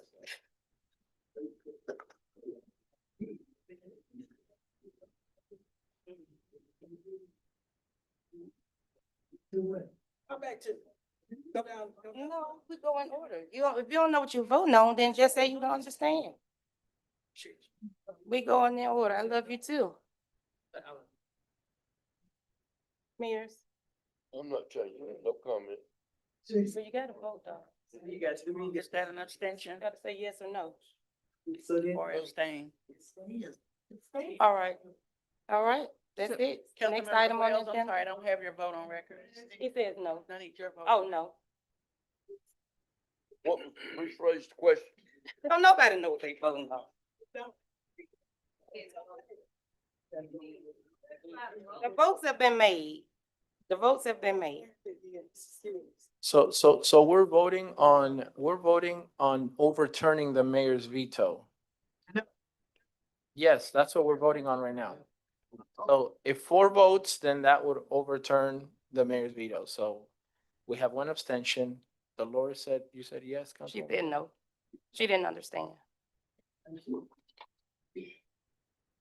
So I said no, you said no, Alan said he No. abstained, I think. No. So there's 2 abstains, and then Councilwoman Gunn, I don't know. I'm gonna stand on what I voted the last meeting. Perhaps there should be a roll call, though. Yes. This is- I'm just this- saying. well, it just doesn't seem, it's, I want to stand on how I proceeded in the last meeting. Well, that's not well, what so you're there's voting on, a darling. vote yes, no, or abstain. So what do I do with the vote that I have on So the record no right now? comment needs to be clarified. He said no. Y'all just Okay. trying to go back and forth because people don't understand. It's Shall I already been state voted the on. re- So shall I give your state the opinion vote? on that. If it's already been voted on, then what's the next step? It's clear that the It- questions, Just do the roll call again, City- Well, if What they do I don't do with the understand what they first vote vote? on, they still ain't gonna know what to say. It's just terrible, man. What do I do? And with these are the first- people that voted the. This is the one that's been here 13 years and don't know the charter until somebody write it out for. Go ahead. Girl, please. Go ahead, city clerk. Please, I've been saying the same thing the from day first one. Okay, vote we're trying to is vote made now. to reinstate. Is that what you're asking? Order. Madam Clerk, be can like we this so can we bad do you the can't. roll call one more time, please? I need to On the ask vote. legal a question. What do I do with the first vote? So just have them clarify their, if so that it was Councilmember abstain James, and then Councilmember no. James, a no, abstain, Right, a just no, read it out loud. a no, a no, and a no is what I have on record right now. Is that correct? I don't think. She talking about me. Come on now, Ward two. Come on, Ward two. We're waiting on you to make a decision. That's why I've been here 13 years. Okay, can we- Okay, come on. Madam Clerk, if Everybody that, voted no no. one's changed, if that was correct, then So the that's veto stands because All right, nobody, thank voted. We didn't have 4 yeses. So. Yes. She wanna know what that mean, Metro Carter. Can you tell her what that mean, please? That means that that motion failed. And the veto stands, correct? I mean, okay. I'm not gonna okay. legally say whether it stands or not, I because will I'm not gonna record get the in vote between. As stated. Well, You you know. gotta, you in between of it because you No. made you said the illegal, the veto was illegal. Point of order, Madam Mayor. Be quiet now.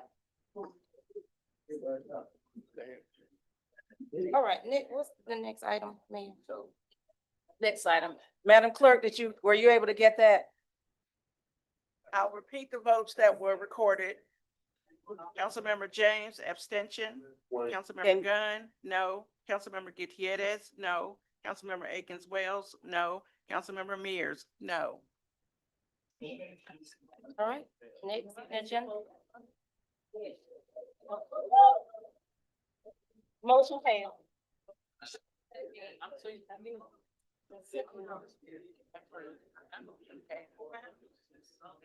Mayor, what's next on the agenda? The discussion over with.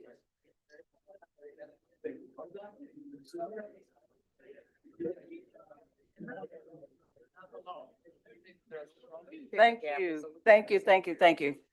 Let's move on so we can complete this evening. What happened? The veto was not overturned. So what that means? He should be reinstated. It's not. It's not legal. What you say, Marcia Carter? What was you Next say? on the agenda discussion. What you say, I Marcia said Carter? that y'all can, if you want to speak further on it, you can talk in executive session if that's what you prefer. Ain't no, Thank you. nothing else to talk about. Okay. Let's move on to the new business. Council consideration to approve a mental health awareness policy. I'll make a motion that we approve this item. There's a second? Second. All in favor? Aye. Aye. Any opposed? I abstain.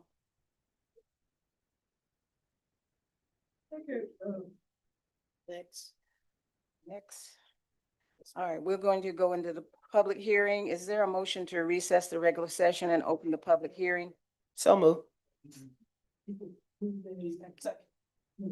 All in favor? Oh, I'm sorry, Mayor. Point of order. So I want to make sure because I believe in transparency, so I want to make sure that, and I wish there was another attorney that I can ask because I feel like ours is too much into politics. But I want to make sure that the order, because it was given previously and totally ignored, to reinstate Chief Chris. And so with the veto not being overturned, that should be the next step, whether she feels like it's illegal or not. That hasn't come from a judge. So, would your order be to reinstate Chief Chris as our chief of police? Yes. It's- I'm asking, yeah. Like, would we, Point of order, everybody, what Madam would be the Mayor. next step? If you didn't just figure it was illegal, what would be the next step? Point of order, Madam Mayor. There is a motion and a second on the floor. And there's a. We need that for transparency. We'll come back. So we can vote on this, but I still point of order and want clarity. Okay. Yeah, you ridiculous. You ridiculous. Okay. Let's move on. I think there's a motion on the You floor vote. to go into the public hearing, and we will clarify that shortly. And all in favor for the public hearing to begin? Aye. Aye. Any opposed? First item is council consideration to approve a proposed urban redevelopment plan pursuant to the urban redevelopment law.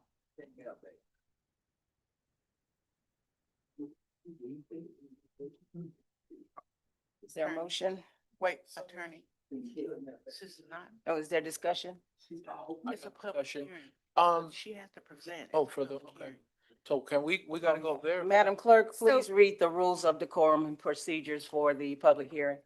She's not required to present for the public hearing. So this public hearing, just to clarify, because I think there is some, it's for comments on the redevelopment plan. And at the next meeting, it will be the formal adoption of that plan and the expansion of the area. I got a question, Attorney Mitricardi. If we have any recommendations for the plan, would we make them now? Or, You can make them in your closing comments. This is just for the public, but we can definitely take those into consideration for the next meeting.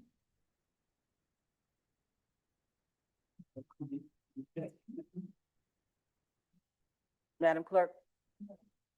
Public hearing rules and procedures. The presiding officer shall call upon staff to call the item from the agenda as a public hearing and state the matter that the public hearing is to cover. The presiding officer shall conduct the public hearing as presiding officer. If a presentation is to be part of the public hearing, the person or persons making the presentation will then be afforded the opportunity to present for 20 minutes, exclusive of any time staff may use to present the zoning recommendations and to allow questions from members of the council. Following any presentation by staff or other presenters, the public portion of the hearing will then begin. Those wishing to speak and be heard during a public hearing shall be divided into two classes: those in favor of the matter under consideration and those not in favor. Each side, those in favor and those not in favor, will be given a total of 10 minutes to present their arguments or information to the council. Those wishing to speak in favor of the matter will be allowed to speak first and may speak for an aggregate total of 10 minutes. At the conclusion of 10 minutes, those wishing to speak against the matter will be allowed an aggregate total of 10 minutes. Upon expiration of time, the presiding officer will stop the public comment, and the public hearing will be closed.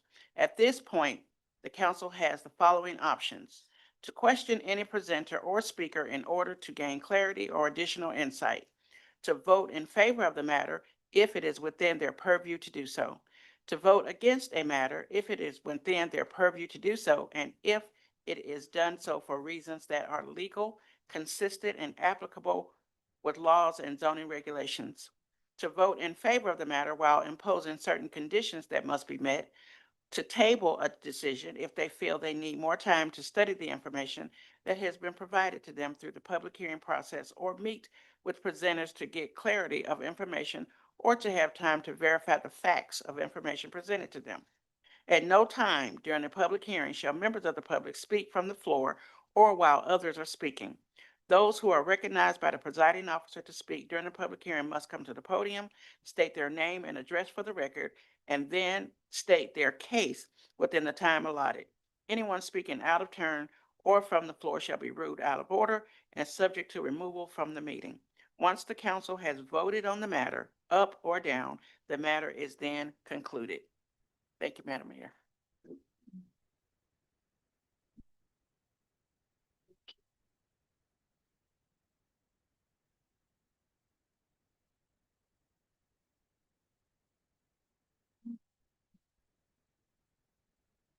Do we have someone for? Oh, okay. I got a Zoom in here, but I'm gonna get you. Good evening again. I asked, could I have the map put back up? But the clerk did not, actually address that. That blue line is what we're discussing. I would like to agree with this, but I also know we have a second reading to this, and I want to make sure that I know exactly what's the indication of those blue lines going to look like so that we as constituents can actually understand what would take place with the blue line. I'm in favor right now just to get to the second part of this because I did hear my councilman said he had some question that is his ward. And I'd like to hear what the question is, but as standing here looking at it as of now, I will need to get more detail from our economic development, exactly what does this look like and what is it that it's going to represent to benefit the citizen. The blue line is is current, is my understanding. All the red is what they're expanding to. Okay, well, I came in a little late and I'm not afraid to say that every now and then I get on a slow boat. But I'd rather know the answer than to walk out of here with push talk. Now that I know where I am, I can say that I'm in favor, but I would definitely be watching. And I asked Madam Chair for Ward 3 to keep an eye on the red because that's our ward on the north side. And I'm going to ask you, Madam Chair, Ward 3, I'm going to hold you accountable for that project because many of your constituents does not know what's going on. So I'm in favor for now, but I will be back for the second hearing of this particular case. Thank you so much. Thank you. Probably the public didn't hear the complete discussion about it, but that is the URA project. Okay. My name is Ann Keith. I'm for this proposal. I'm hoping that this brings opportunity for new businesses in our city, opportunity for growth on Jonesboro Road, and I believe Dixie Road is part of this as well. And so I'm for it, and I'm looking forward to some new growth. Thank you.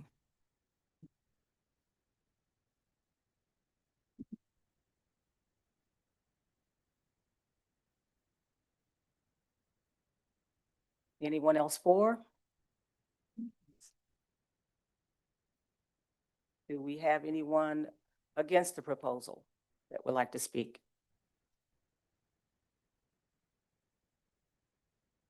Okay. All right, thank you.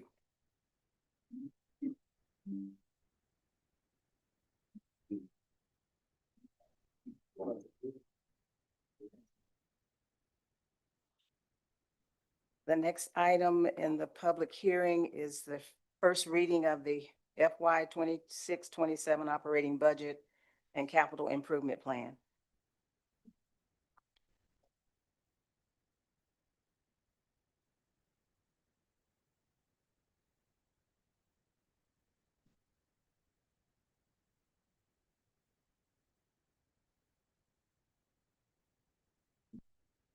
Good evening, Mayor, Council, Ms. Pauline Warrior.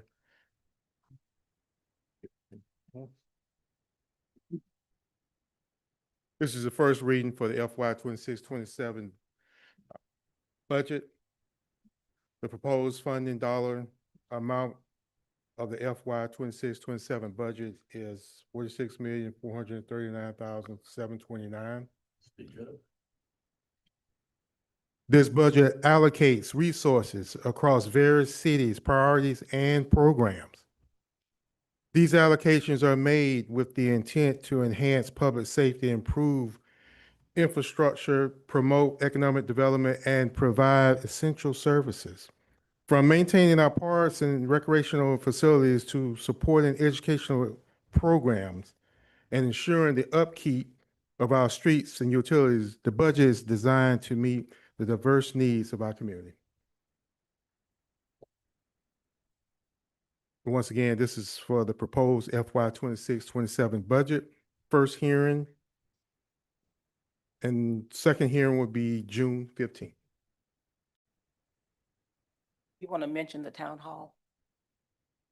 We also, this Wednesday at 7 o'clock, we will have a town hall meeting right here. So the citizens will be able to ask questions and about the budget.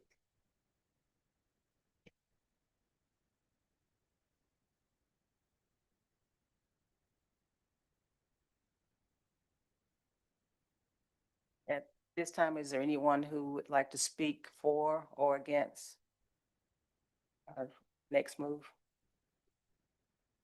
regarding the budget? Any other comments?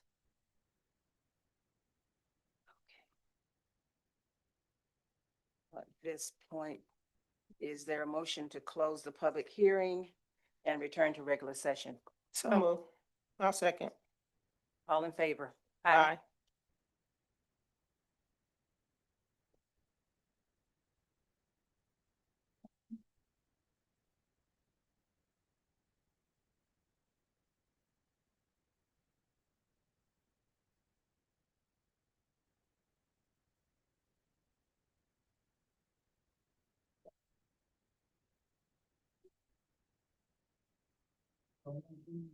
No. Next item, last item on the agenda, closing comments by the governing body. We'll start with Councilwoman James. Awesome. Thank you, everyone, for coming out. Want to remind you that we do have our ward meeting, thank you, every third Thursday at 696 Main Street, which is at Leonard's Hartsfield Community Center. And that ward meeting is made available online. We have great staff that gives, I call them our subject matter experts. They give information on what's going on in our city and keep us updated. In fact, one of our residents mentioned that they got more information out of that meeting than they get in the ward meeting, and that is specifically designed that you can get more detailed information when you come out. So I invite you all to come out. I want to say welcome aboard to all of our new staff members. Thank you so much for being here and being a part of City of Forest Park. And I want to also make a recommendation. We do have a new city manager hopefully coming in soon. We have to go through those top five candidates from all over the globe. And so I know we have our budget hearing coming up. My recommendation at this point is for the new positions and the new title changes and all that. I would like for our city manager to have an opportunity to look into it before we make any final decisions. I know we have some new information that we have to look at as far as how we're going to impact our budget. But I think it's important that we kind of tie in our new city manager in that. As it relates to the show that transpired here this evening, again, we stand on the side of our attorney, and the resolution was not the vote was not a resolution. And I would say reading is fundamental. There is something that Councilwoman Wells outlined that she keeps saying defined, but that word actually is denied. So if she go back and read And it's it, incorrect in the charter. if she go back and read it, it Don't says even make denied. It doesn't say defined. But in any case, point of order, Madam Mayor. This is my Okay. time. Yes, Thank you. please allow her to speak. Thank you. So I want to say, I know this is a tough pill for our community, because we have a lot of, things that has transpired in our community. But rest assured, my job as your elected official is to make sure that we are fiscally responsible in everything that we do, in everything that we do. And so if there is a good person, that's a good person, that's fine. I have nothing personal. Many of you may have heard, that there's a political what have you. That's not true.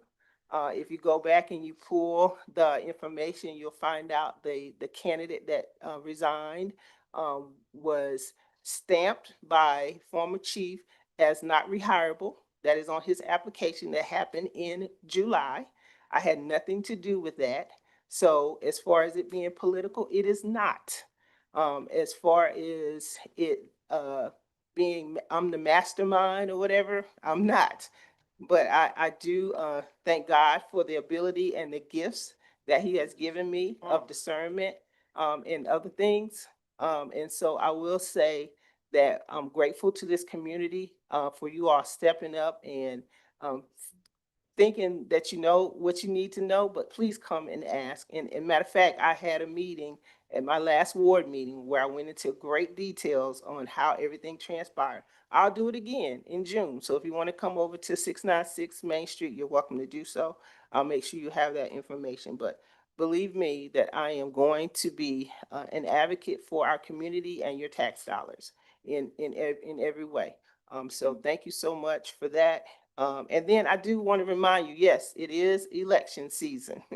And next year is election. So you are correct. You can vote who you want in these seats that represent you. Thank you. I pray that everybody make it home safe. I hope that everybody is able to emotionally and mentally detox. So Ward 2. We do have our Gateway Restoration food pantry. And we serve a lot of people. We serve up almost 300 people. So honored, even with the Rock Church being a pillar with this. But on the second Monday of every month at Gateway, we are here from 3 p.m. to 5 p.m. That is at 4981 Phillips Drive, Forest Park, Georgia. Also Liberty Church, also a church. Shout out to them for serving this community and making sure our residents who just go short at the end of the month have foods and everything. Next slide. Ward 2. I need you to come out this Thursday. This will be our first. Next Thursday. This will be our first meeting together. I'm going to make sure you got all the literature you need. We want to make sure you have all questions that we can come in. We want to do everything decent and in order. So anybody from any other ward, you of course, you're more than welcome to come out. And that is going to be at 696 Main Street. I want Zoom, of course, you see us up there. I want to make sure everybody who want to tune in to come in and step in, pay attention to the passcode. I know a lot of people have trouble getting in on the Zoom, so pay attention to the passcode, go to the website, look at this. I'm going to be calling assistance from some of our residents also, so be mindful of those phone calls I'm going to extend out to you guys. And beyond that, you guys have an amazing night. And again, our job is to serve, and it's not easy. You have to operate with character and integrity. I've been called a dog on social media. I've been called a witch on social media, a bee on social media. And so you got to be able to stand and continue to stand with that type of verbal abuse. And you represent not only the city, you got to represent yourself and your family. And so I pray that no attacks have come to you to this manner, because our job is here to serve. And look, you guys do have a right. My election coming up in 4 years, 3.5 years. Choose wisely. Choose the right person that comes up in Ward 2. This is for Ward 2. Because if you're on 1, 3, 4, and 5, you don't get a vote in it. But Ward 2, choose wisely. Look at the record. See what's going on. Don't go by lip service. What's being done in your community? What monies is being brought into the community by these representatives that are up here? Look at it. Don't just don't go back because we passing out some hot dogs and a couple of rib bones. Look at our track record. Measure us. Measure us. And so I say to you, your vote is very powerful. It is your voice. You have a right to come up and step up to us. But what I'm asking, don't spit on us. Don't go on social media and calling people out their names. It's very harsh and very cruel. And so with that being said, I appreciate y'all out there. Thank you for those who agree and disagree. Y'all have an amazing night. May God's speed and blessings be upon you continuously. All right. So thank you, everybody, for coming out. I would like to first address the expansion of the URA. I just wanted to, from my comments, it is most of it into our World War III. I just want to make sure that we're following the zoning guidelines. Like, to me, is a priority. I want to make sure that, I guess, that, you know, we don't get another data center on our side, or the gas stations, or the I know we have some moratoriums on some of those things as a city. So I just want to make sure that the URA addressing the blight, yeah, I'm all about that, because we have that all over in a lot of our plazas and spaces on there. I just want to make sure that, you know, we don't get a business over there that is not what the community wants. Because like with the Project Splash thing, that was very just not as transparent as I would like for the community. So those are my recommendations with that, Attorney Mitrichardi. But I'm excited about this, especially if they address the blight that we have in a lot of our plazas. Welcome to the new employees. I want to apologize to you. This is not what you know, you should feel like in our city. A divided elected officials over the employment of one of our former employees. It's very disheartening for me. It's very embarrassing. I pride myself in being the ultimate like professional. I always take it in the chin, like in the past where vetoes haven't gone my way. If I'm like, you know, checks and balances, that's what the charter is there for. This happened. It didn't go my way, but this is just the way that we govern. This is the charter. This is how it happens. If there's a veto, that is within the right of the mayor. So it's very just frustrating now that I guess the same thing is happening, and, you know, now that it's a different opinion, it's not being followed since there was a president. I think we speak about the money. I think this is going to cost us a lot of money as a city. Even if they were to question the last vetoes, all the other vetoes that did happen within the city, if it was to come to us. And I just want to also apologize to you, Chief Chris. I think that, you know, if this would have been an investigation that was a proper investigation, and you would have been found with some things that were unethical or things that, you know, I didn't deem proper as a chief, I would be all about, you know, releasing you and not you coming back. I appreciate you still showing up here, regardless of all this. This is very embarrassing to me, to be honest with you. I sat through that presentation, one of the worst, a disrespect to a professional. I'm not bragging about my education, but I have sat through many presentations, and that was just ridiculous, redundant, and just was, and now it's in the public. So that presentation now is a reflection of you, which that's even worse and more embarrassing. So, and with all due respect to the attorney that had to present it, I don't, maybe he was told to speak in that manner or find those things.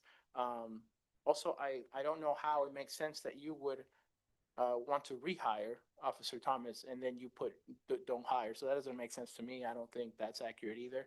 To my colleagues, you know, I'm hurt because I think you're not really thinking of the bigger vision.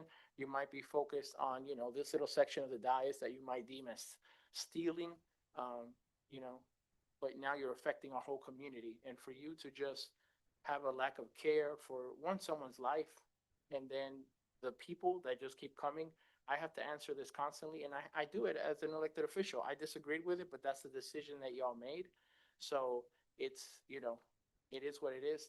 You know, at this point, I'm embarrassed also with the whole even process that it's up here. You come to these meetings and, you know, we're supposed to get along. I'm frustrated that half of us, I always respect every single one of you. If you don't understand something, I will hold off and vote on it because I want to make sure that we are all understanding of what we're voting for. So for this to have the diet split up over comp time, this should have been like Councilman Mears says before he got his text on camera. We should have just spoke to you. We should have just had a conversation. That's how this is like, this is very embarrassing to us as a city. And if you're a director here, I'm sorry, because this could happen to you, to be honest with you. All it takes is 3 votes, and then we have an interim city manager that made this decision. All due respect, I know Chief, she's not here, and I don't like to talk about anybody that's not here, but you have to, you know, answer to what you say, and, you know, it was operational. She, says she's listening to legal now. She didn't listen to legal before with any of the other recommendations, or when we hired, our old city manager for 6 months that we paid a salary so he can help her, never didn't really listen to none of that stuff, because I called him and I asked him, why is this? Why? And then, you know, I gave advice. They don't listen. What do you want me to do? That's all you can do. But I will tell you something, the truth is out. Like, I am all about being transparent. I'm gonna say the truth. This investigation was embarrassing. It seemed like a manhunt to our chief. I honestly see you all a little bit different, to be honest with you. Alan, I don't know what you're doing, brother. I don't know why you went that way. I thought, you know, you would have, out of any of us, just common sense, and that, you know, I don't know. You know, and I don't even know what to say. It does, you might want to say it's not personal, but you know, it looks really personal. If it looks like a duck and it quacks like a duck, it's probably a duck. So, you know, and I don't know. I don't know what to say. I'm very disheartened. It's just really kept me up at night, and I'm upset because I also, you know, I go home and I take this home to my family, and it's really, you know, and I see it in the community every day. And you know, Councilwoman, you know, Gunn, you shouldn't have to worry about being called names if you can sleep at night with the decisions you made. And I can always sleep at night with decisions I made because I have, you know, justifications for it. And if you feel like you have these justifications and people are calling you all these different things, which I don't agree with people insulting others, but you know, I can sleep at night with decisions I make every day with the city. And, you know, my life's biggest privilege is to serve my community, that people who voted and elected me, and even our employees, like, excited for y'all to have these mental health days. You know, so I, again, apologize to the public and, to everybody that has to view this. This is not the best face for Forest Park, but the truth is there. And, you know, you all could interpret it as you deem. And, you know, I'm just telling you now, I know a lot of people get hyped with the religious. I don't like to mix religion and government. I am a believer, but you know, these things you're going to have to answer to somebody one day. It might not be today, and these titles are temporary. This piece of thing right here, nobody's going to care about that in 10 years. When you're at the end of your days, and you know, you want to be remembered, you know, for your legacy and what you did for your community, that title, that's nothing. It's about people and relationship, how you can improve, and you know what we can do. So good night. Ending in a positive note, we do have Food Truck Friday at the end of the week. If you want to come out and eat some food and listen to some music and watch a movie, we'll be out there at Billy Park. Thank you.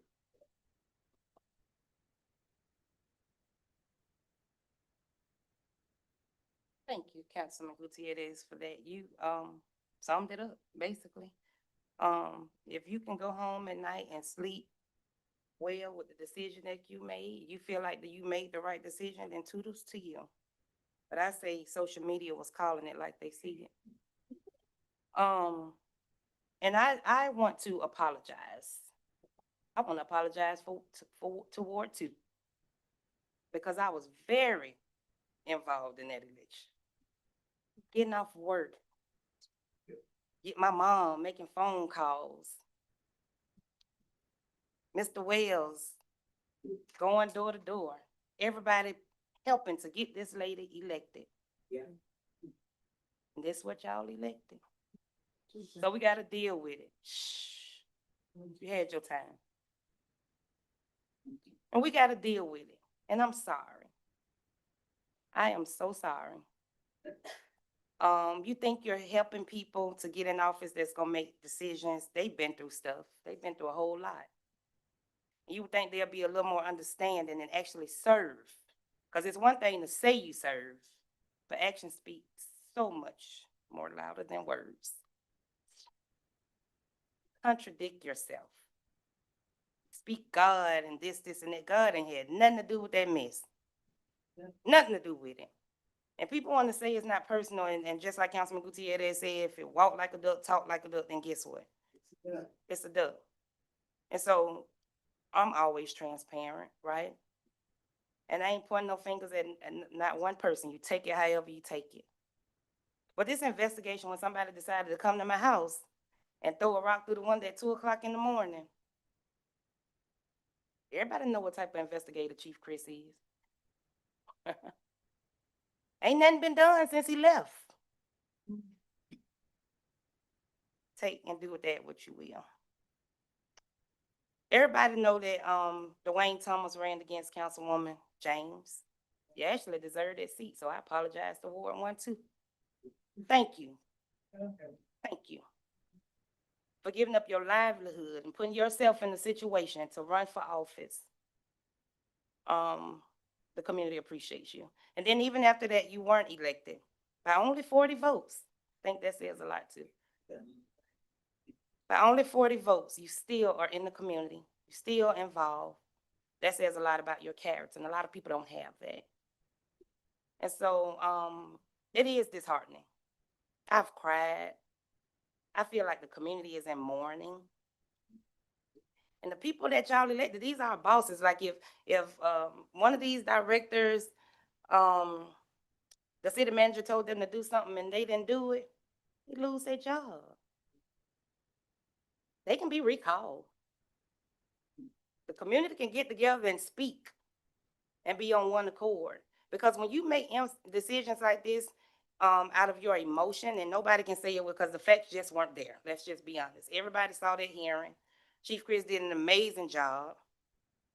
And you still turn around and vote to get rid of him. But you're a woman of God. But you serve your community. But you're a voice for Ward 1, 2, and 5. Let's be for real. Be for real. So yes, we are getting ready to interview city managers, and I hope at least we can come together and make that decision, make the best decision for our community. Because we desperately need one. I agree with the interim city manager, although it's in the charter, and the charter definitely needs to be changed. That as an interim, you can do these things. I don't think as a fire chief, you should do these things. And so I think we failed our community. And again, I apologize because I had faith in her. I trusted her. I thought she would come here and do the same thing I thought she was doing in the fire department, but it was the total opposite. So I've lost all faith in her as a leader. And Chief Chris, I'm sorry that you and your family had to go through this, that you're going through this, because you're an amazing man. Regardless how people feel about you personally, regardless if you wanted to hire somebody that ran against them, regardless if you looked into my husband and Councilwoman Gunn and whoever else that you looked into, you was doing your job. And you do your job very well. Very well. So they can smirk and they can do all this back and forth talking and whispering and all that. I don't care. And I done tried to get out of this. I done tried to get out of it, but these people make it so hard. And yeah, I have been in office. It'll be 14 years. And yes, my election is next year. And guess what? I wasn't even gonna run again. But ain't no way I'm finna lead these people up here. So yeah, so I made the decision today that I am gonna run again. So next year will be my election. Next year will be my election. And I ain't giving nobody hot dogs and ribs to vote for me. I do my job. And I listen to my bosses, the people that elected me. That's why I've been in office for 13 years, Councilwoman Gunn. Y'all have a blessed night.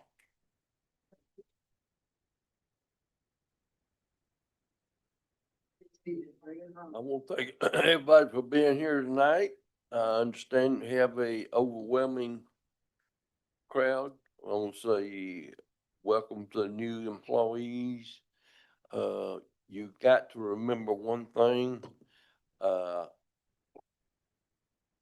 We've been here a long time.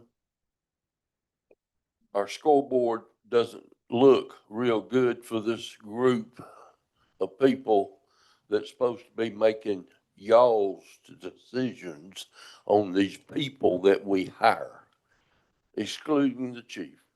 I think he's a fine man. I don't have one iota thing against him, and I'm excluding him from the score. But if you'll do your homework and go back since I've been here, the number of city managers, police chiefs, fire chiefs, we're not picking the fruit out of the garden of love here. This group, most of it. So you got to take that in consideration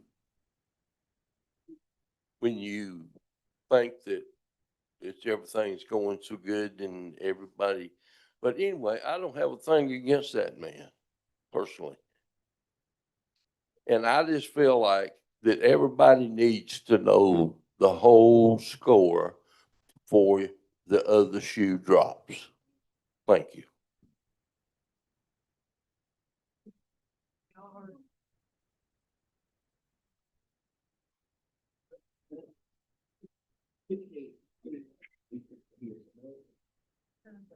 I ain't leaving them, y'all. Not leaving.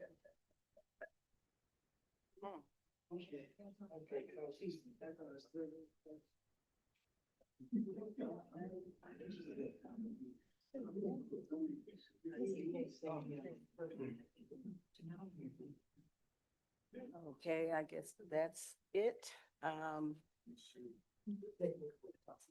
Welcome new employees. You had a good meeting tonight. To our citizens, I know you're frustrated, disappointed, hurt, and all kinds of emotions. And you deserve a lot better from us as a city and us as a dais. Our governing body, we have got to pull ourselves together. And I apologize for all of us because I'm part of the group. And we are one, and we are going to be one. Just stay tuned. Better days are coming. Amen. At this time, I'm requesting a motion to recess the regular session and enter into executive session. So moved.